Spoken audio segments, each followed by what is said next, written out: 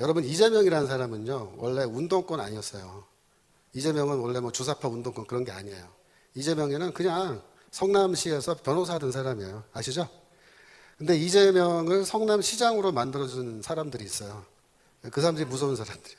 그 사람들이 뭐라 하냐면 경기동부연합이라는 거예요. 경기동부연합.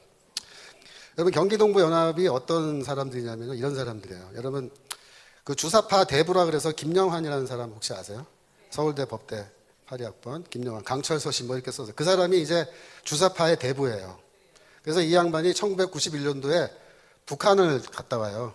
잠수정 타고 몰래. 그러니까 북한이랑 북조선 노동당에 연결돼서 잠수정 타고 월북해서 김일성을 만나고 와요. 김영환이가. 근데 김영환이 말이 갔다 와서 뭐라 하냐면 김일성이랑 만나서 얘기를 해봤는데 실망했다 그래요.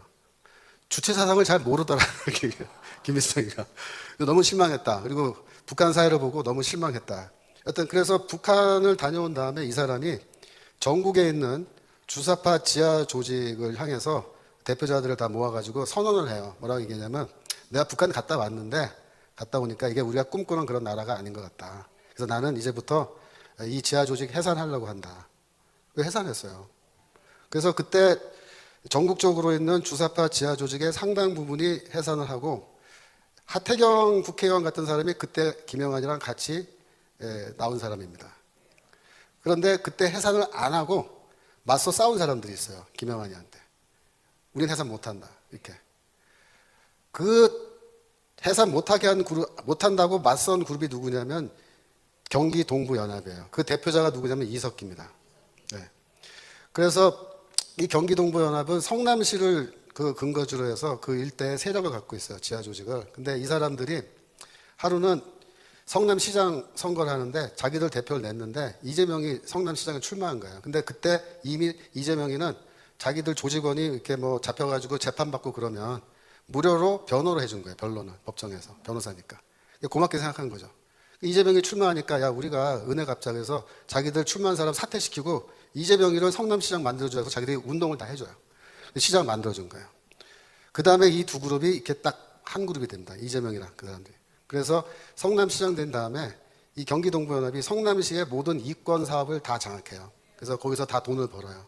쉽게 말하면 우리 세금으로 하는 모든 사업을 그 사람들이 다 수주받아가지고 다 돈 받고 이렇게 해서 자금도 막 키우고 조직도 키우고 하는 건데 그 다음 단계가 뭐냐면 경기도지사 만들어져요. 이 사람들이 만들어져요. 이번에 어떻게 되겠어요? 경기도 안에 있는 모든 이권 사업들을 경기동부연합 계열의 사람들이 그 중요한 거 다 차지하고 무슨 말인지 아세요? 예.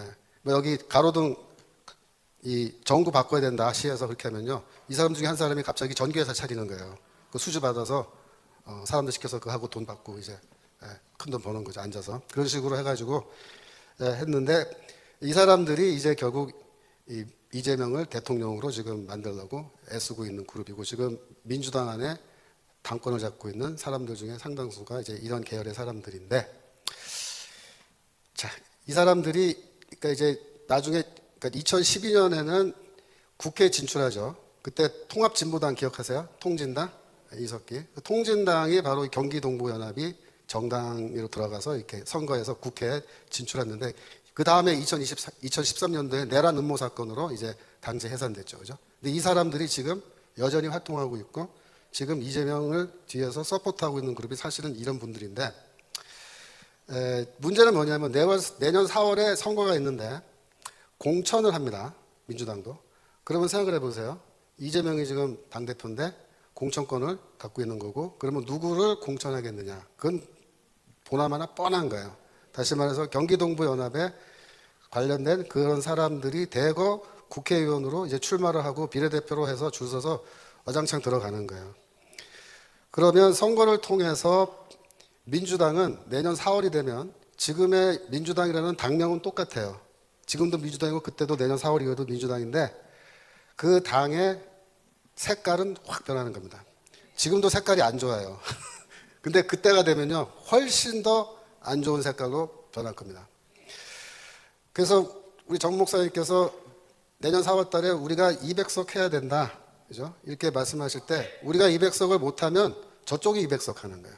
근데 200석을 해서 어떻게 당의 체질이 바뀌냐면은 통합진보당이 사실상 이제 민주당의 간판 달고 다시 등장하는 거라고 생각하시면 됩니다. 여러분 통진당이 얼마만큼 무식하고 위험한 사람들이냐면 지난번 내란 음모 사건 때 검찰이 발표한 거 보면요. 압력밥솥으로 폭탄 만드는 거를 이렇게 교육을 하고 사제 권총 만드는 거 그것 이렇게 조직을 모아놓고 공개적으로 교육하고 북한에서 명령만 내리면 우리가 사제폭탄, 사제총 만들어서 철도, 전기, 통신, 언론 모든 기관 시설들 우리가 다 가서 폭파하고 터뜨려서 사회를 마비시키는 그런 일을 해야 된다고 대놓고 연설을 해가지고 그게 다 녹음이 돼가지고 대법원에서 이제 해산된 거거든요. 그러니까 이런 사람들이 이제 다시 배지 달고 쫙 이제 들어갈 수 있다 이런 말이에요. 그러면 어떻게 될까요? 네, 다음번 대통령 후보, 그죠? 2027년도에 대통령 후보를 이제 또 내고 할 때 만약에 이런 분들이 내년에 민주당을 장악하게 되고 또 우리 국회에 다수석을 장악하게 되면은 이런 분들은 어떤 사람을 후보로 낼까요? 물론 이재명 지금 대통령 후보로 낼 수도 있지만 만약에 이재명이 감옥을 가더라도 후보로 냅니다. 근데 어떤 사람을 낼 거냐 한번 상상해 보세요. 저는 그렇게 생각합니다. 이석기 비슷한 사람이 대통령 후보로 나올 거다. 그러면 끝장나는 겁니다. 그러니까 지금 평화협정 뭐 맺고 뭐 주한미군 철수하고 이런 거 이미 이재명이 지난번 선거하기 전에 다 얘기했었잖아요. 근데 이재명이보다 더 한 수 위에 그런 사람이 이제 대통령 후보로 나오고 그를 서포트하는 사람들이 민주당을 완전히 장악하고 나면은 앞으로의 미래는 더 힘들고 더 어두워진다는 거죠.